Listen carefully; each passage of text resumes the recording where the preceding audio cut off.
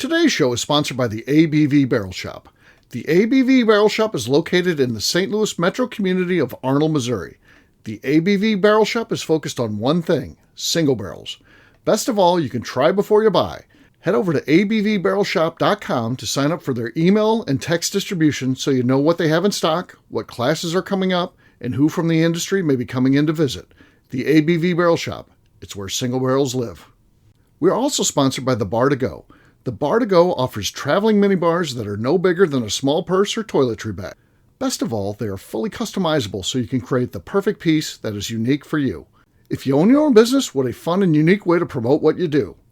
Check them out online at thebartogo.com. That is the number 2 in the Bar to Go. If you have wholesale questions, call my friend Isabel Clark at 504-481-1297. Finally, we are sponsored by the Neely Family Distillery. NFD is a family-owned business that keeps ringing up awards in the spirits world. Head to Sparta, Kentucky to experience the family history, award-winning spirits, and meet the Neely family. Check them out online at neelyfamilydistillery.com. Now, on to the show. Let's drink!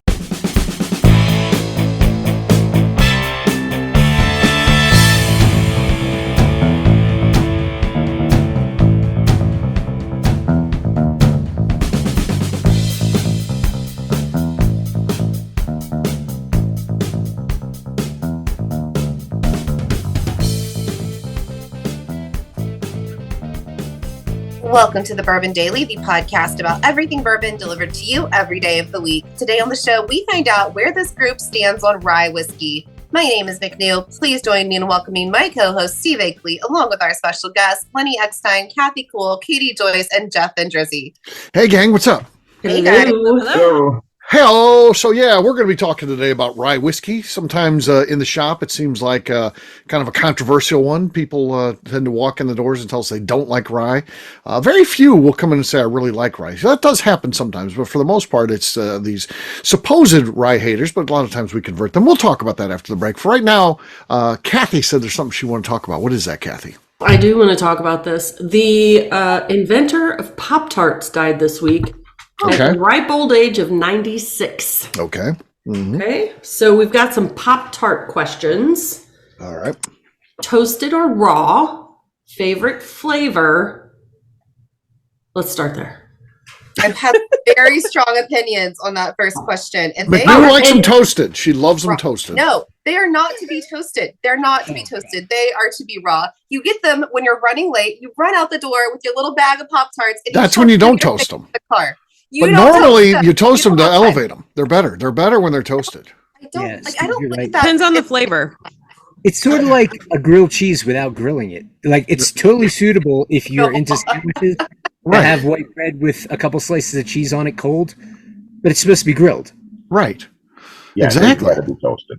Yeah, you got to toast them. The cinnamon sugar, I think I prefer raw. It's No one's eating the cinnamon sugar ones. That's Hold the on. fruit. Everyone- Any What are of you, the 70? fruit ones I prefer toasted. No, Katie- I only like the strawberry ones, but if I'm not running late, and shoving them in my face in the car, I tear the edges off because I don't like the edges, and my dogs get the Because edges. you haven't toasted them. If they were toasted, the edges would be delightful. That's the problem. Yeah, the edges are much better toasted. I will just say don't that. think I would like them because they look like crust, and I'm just adverse to that. So I would still be picking that off. The stuff she comes up with. So I got to throw something really weird out there. There's a Family Guy episode where they're singing about, have you ever put butter on your Pop-Tarts? You think you need to go YouTube that, and you will. It'll change your life. Yeah, that actually does sound good. I would probably toast it if I could butter. Sure. Give it a Sure. try. Whipped cream, put the butter and caramel sauce and whipped cream and yeah. A scoop of ice cream. Yeah. 2 scoops of ice cream and you've got yourself a nice, healthy breakfast. Yeah. So were It's a you champion. given Pop-Tarts as a breakfast as a kid? Oh yeah. Yeah. Yeah. Of course. I will say Pop-Tarts are one of my short list of items where name brand matters. Any Yes. off-brand Pop-Tarts are horrible. No one else Exactly. quite figured it out.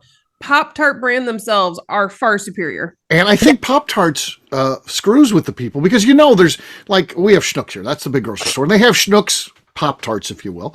Yeah, and there's no Schnucks factory making the Pop-Tarts, so it's the Pop-Tarts people, but they're just like, fuck those ones up, they're going to Schnucks. Just make them real shitty. And then,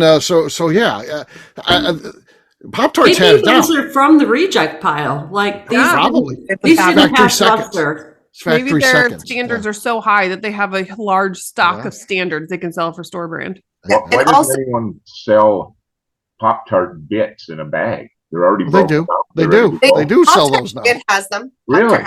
Yeah, they got those. Yeah, they come in little snack bags.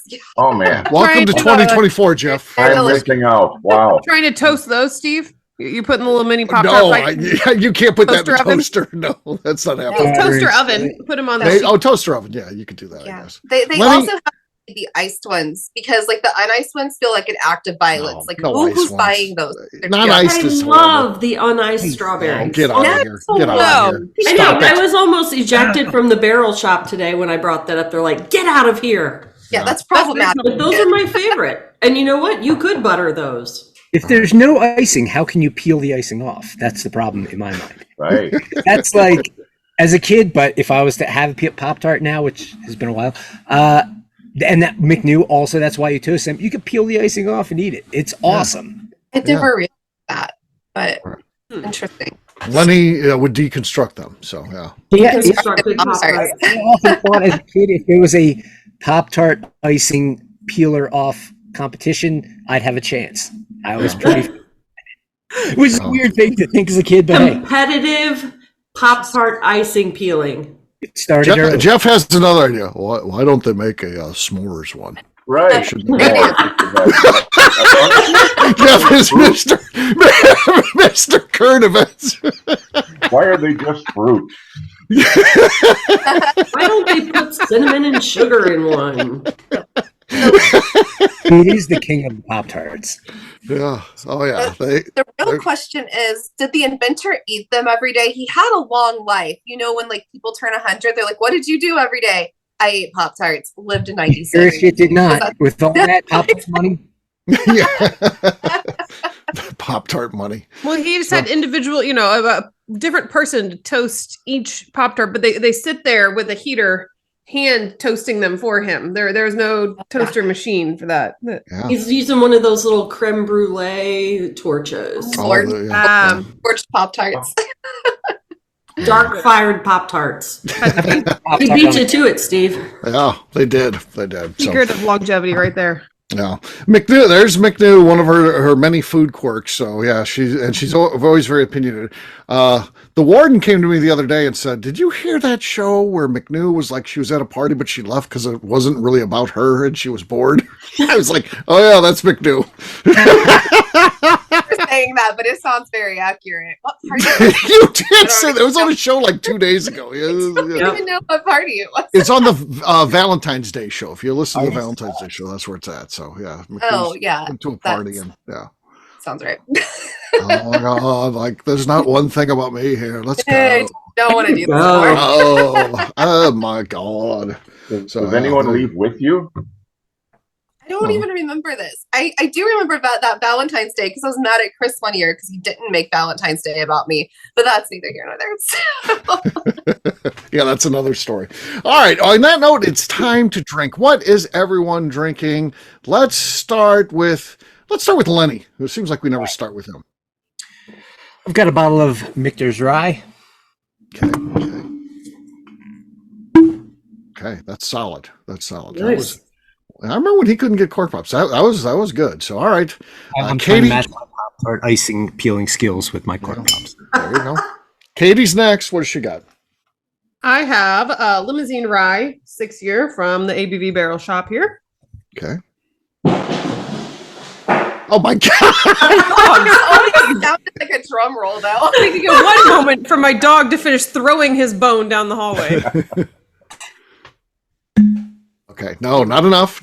Lenny has the lead. We'll go with Jeff. Jeff, what do you got? All right, I have some Deer Hammer American Single Malt Whiskey from the barrel shop. So Okay. here we go. Okay, no, not enough. Not enough. All right, next up is Kathy. I'm going to open up this Square 6 from Evan Williams Rye. Okay. We see a theme here.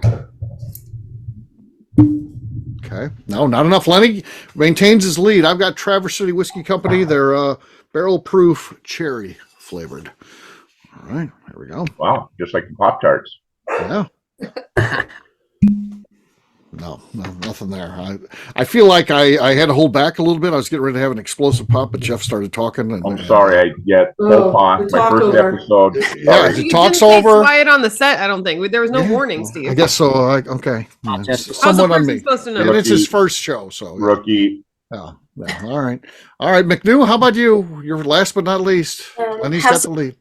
Hard Truth High Road Rye. And these corks are so pretty, but they always suck. I don't know why I still bring them on shows, but That was decent. That was Not enough. Lenny wins it. Look at that, Lenny. Lenny's first win. Cheers. Woo, gang. way to go. First and last. All right. What we'll do next, we'll take a break. And then when we come back, we're going to be talking about where we stand on rye. We'll do that in just a few.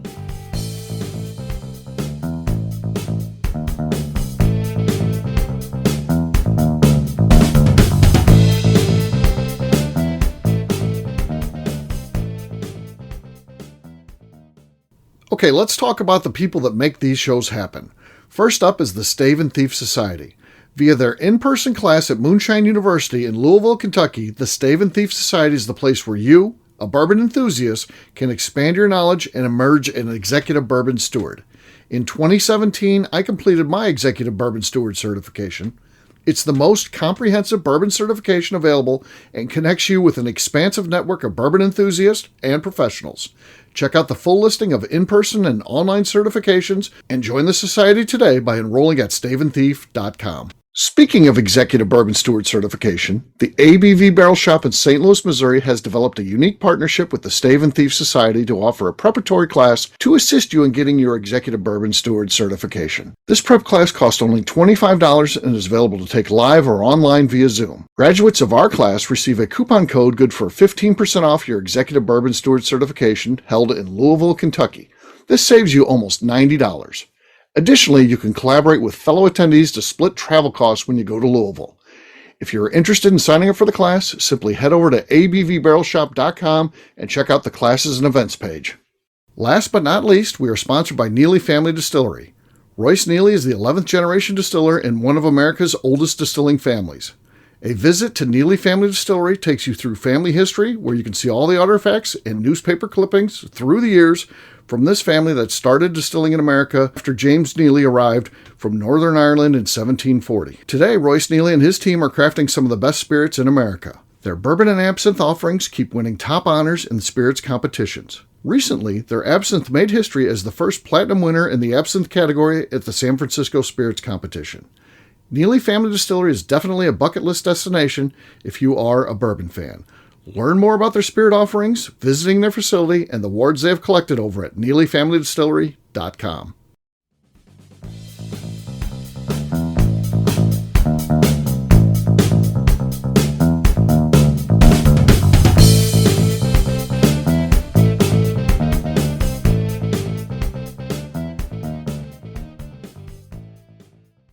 This is Jeff Andreezy from West Central Minnesota. You are listening to the ABV Network. This is the Bourbon Daily. Welcome back to the Bourbon Daily. Today we're talking about where do we stand on rye. Yes, we are. So like I said, in the barrel shop, many people come in and tell us they don't like rye, and sometimes it's just a journey for them. We got to take them through and let them try some good ryes. And it's quite a few number of times that has happened where they've said, I don't like rye. They walk out with a bottle then. So that can be pretty rewarding. But where do you guys stand on rye? Is rye whiskey something that you guys like? Absolutely. Yeah, me too. I think it's It has to have misunderstood. a certain flavor profile though. I don't like grassy ryes. And so more of the sweeter side of the rye, I really like the flavors that come out. But if I get a real grassy rye, that's not my cup of tea. Okay. But I feel like there's a huge offering of the type of rye that I like. And just recently there was a different limousine rye that I had that people were over to the house and they mentioned, oh, I'm not really a big fan of rye. And I was like, we'll just try some that we have here. And they fell in love with it immediately. And so they're from out of town, but I actually sent them home with the rest of the bottle. And so I'm like, yes. Wow, they got you drunk if you were giving that up. No doubt. No doubt. It was still in unpacking mode where I'm like, I haven't put this on the shelf yet from the boxes of moving. So one less bottle to put away. Thank you. But yeah, I think there's a good variety there too, though, because I think there's some people who prefer the grassier. And so there's a wide variety within ryes that if you've tried just one, you can't dismiss it. You have to try several. Yeah. I've really struggled with the lower proof ryes. The ones I've had seem to be tending towards that spicy end of things. It doesn't have much complexity. Really like some that'll bring out some fruity, especially the you find some with a stone fruit type flavor. So high proof, rocking it right now. All right, Lenny, what do you think, man? I guess I kind of was mumbling earlier. I think rye is pretty misunderstood. I've cut a couple of observations being, a distillery that has rye as a product offering and what I've learned about it. I think that it's in the shadow of bourbon, quite obviously. And that's somewhat unfortunate for rye. Like, had rye been declared a parallel national spirit when bourbon was, maybe it would have. But I think what has Canadian rye, for all its confusion, has also kind of muddied the waters. So I think it's got a lot of problems there with identity. But what I also find is that new bourbon enthusiasts tend to, find their trail to get onto the bourbon train, and then they look over and see rye, and they're like, let me jump onto that next. And then I think everything opens from there. I enjoy that a lot about talking to folks who are like, so I'm into rye now. I'm like, great, let's talk about it. And I think, Jeff, you have a really good point too, which is very timely. We just decided yesterday at Deer Hammer that we're going to drop a 5-year 120 proof rye, because that's what should be done. It's hard for a small distillery, I think, or small distilleries to, put everything at cask strength, but because you're trying to spread out your product. But that's what the folks who care want. The general public, I don't know, take it or leave it, doesn't matter. They probably don't even drink rye, but the enthusiasts like yourself and folks that come into the barrel shop, they want that big flavor. Sign me up. Doesn't Lenny? Do you feel like for you, a small craft distillery, so your goal isn't to be Jim Beam, your goal is to be Deer Hammer, and do you feel like it is important to go after the people that listen to this type of show? I mean, it feels like for you that's a very important audience. If I'm Jim Beam, it's like I love the super people that are really into whiskey. They're cool, but that's not really our target audience. We need the masses. What's going to make or break Jim Beam is the numbers, is overall. We got to get something that matches the flavor profile. Whereas if you can hyper target, the people who seek out fine whiskey and things like that can make a big difference for you, right? I think it can. I think in general, most craft distilleries that are doing solid work have to walk a line where they care the most about 50% of the audience, which would be, the audience that we're speaking to. And the other 50% would be people who are like, oh, I love these guys. I heard about them. They're in a town I love to visit. I'm going to buy this as a present for somebody who drinks, Crown Royal. And they might not want that 120 proof rye that I'm pretty excited about. So it's a tough balance, in my opinion, for a distillery that doesn't have to satisfy the needs of the massive heritage distilleries, but we still have to hit both audiences, I think. Right. Yeah. Oh, yeah. Okay. What else do you guys think about rye? I was a late adopter to rye. So for, I don't know, 2 years or so, I was like, I only like wheat. I'm a wheated girl. I only want wheated bourbons. Then I got into rye and I had been missing out on a lot. So I think just don't be afraid of it. You don't know what you don't know, but just be open to trying things, because you're going to find a whole new world of really good spirits that you've been missing out on. Yeah. Do you think that the Weller chasers, some of the allocated chasers who don't understand Buffalo Trace's product line has a rye in it, that they're misguided, and maybe that's why?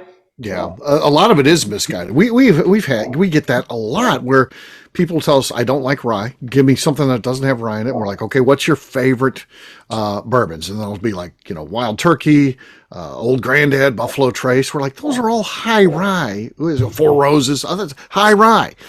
We had one guy who went so far as to tell us he's allergic to rye. So please don't give him anything with rye in it because he's highly allergic and he gets very sick. And then that's the list that he gave us, And we're like, you're drinking a lot of rye. Some of those are basically just reverse bourbon recipes. It's high on the rye and then a little bit of corn and some malted barley, but it's basically a reverse bourbon. So people are crazy about that stuff.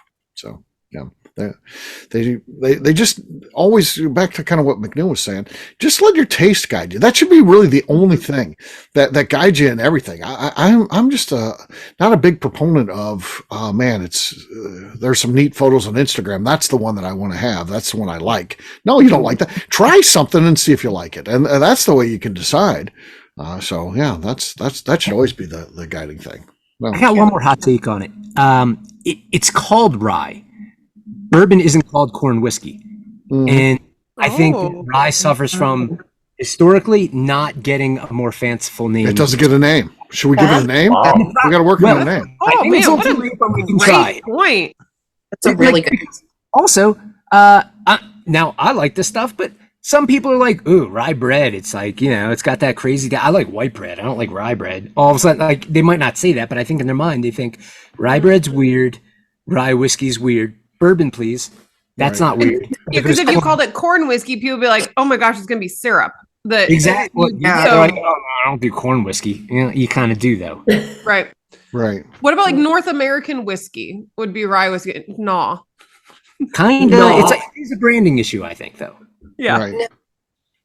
So you need like a whole new word for it. Yes. Okay. Right. Maybe we can see a rise in rye sales. Well, email our suggestions to Steve, and he'll make it happen. Sure.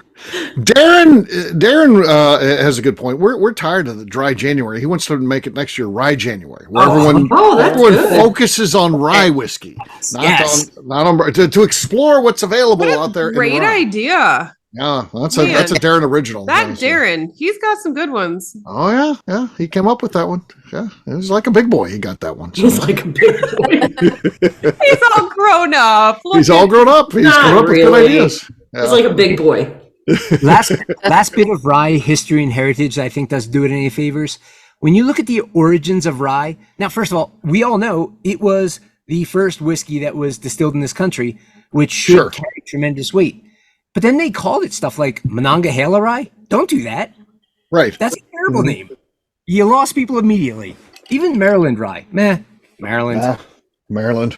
Yeah. Bourbon's the right word. Bourbon.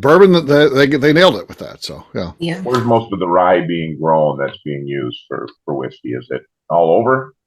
No, northern states. Yeah, cold weather. So now, but yeah.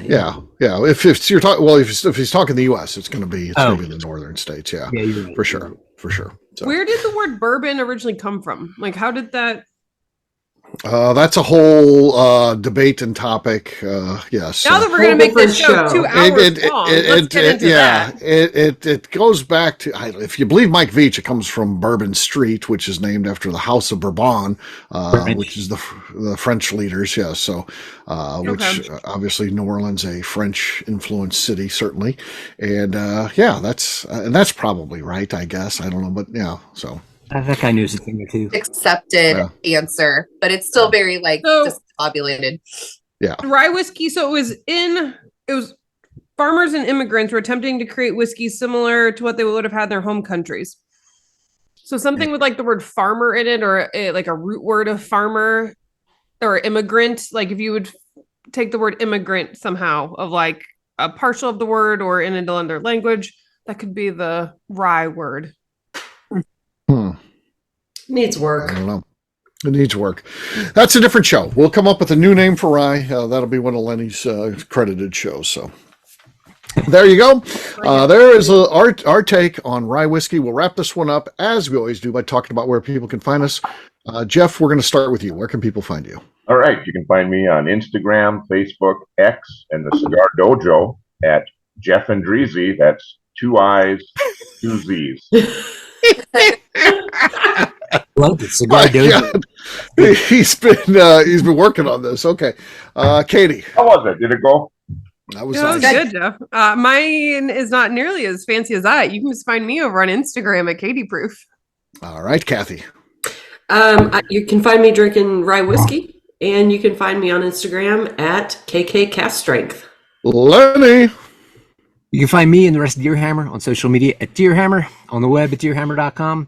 You can also order our bottles there, shipped straight to your door, and come visit us in beautiful Buena Vista, Colorado. McNew. I'm on Instagram at McNew ABV. All right, for me, I'm an easy guy to find. I'm at Steve Akeley on Twitter, Instagram, or Facebook. I've got a website, steveakeley.com. We've also got a company website, that thing's abvnetwork.com. That's when you got to check out everything that we do is out there. Previous shows, blogs, so much more. abvnetwork.com. Come by and see us, the ABV Barrel Shop, that place where you can try before you buy. Check us out online, abvbarrelshop.com. McNew, anything else to say before we get out of here? I would like to remind the audience to please give us a 5-star review. That includes comments. It helps new people find the show, which is very important to us. And if you like what we're doing, we ask that you please visit our Patreon page at patreon.com/the ABV Network. Great job today, gang. Fartins will have a brand new show for you tomorrow. Looking forward to that. Until then, take care, everybody. See ya. Bye. Bye. Peace.